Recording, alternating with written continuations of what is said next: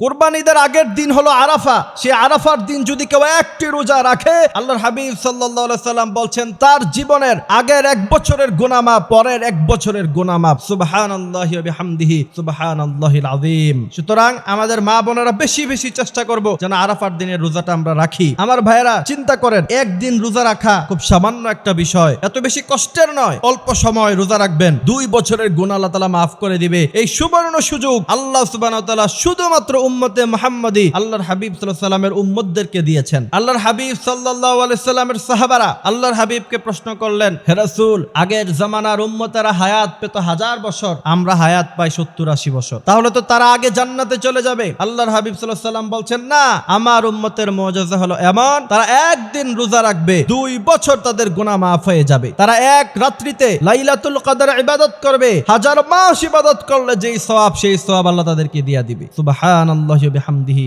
সুবহানাল্লাহিল আযীম। বিশ্বনবী সাল্লাল্লাহু আলাইহি সাল্লামের উম্মতরা যেই পশু দিয়ে কুরবানি করে, প্রতিটি পশমের বিনিময়ে সওয়াব হয়। সুতরাং ইসলামকে আল্লাহ তাআলা আমাদের জন্য অনেক সহজ করেছেন। আমরা আমল অল্প করব। আখলিস দীনাকা ইয়াকফিকাল আমালুল কালিল। আমল অল্প হবে, তবে সেটা যদি সহিহ নিয়তে হয়, হৃদয় থেকে হয়, মন থেকে হয়, তাহলে আল্লাহ তাআলা সেটাকে কবুল করে নেবেন। এজন্য আমরা চেষ্টা করব এই আরাফার দিনে রোজা রাখা। আল্লাহর হাবিব তিনি নিজেও আরাফার দিনে রোজা রাখতেন। কুরবানিদের আগের দিন রোজা রাখা, এটা আমরা রাখবো ইনশাআল্লাহ। আল্লাহ তাআলা আমাদেরকে কবুল মঞ্জুর করুক।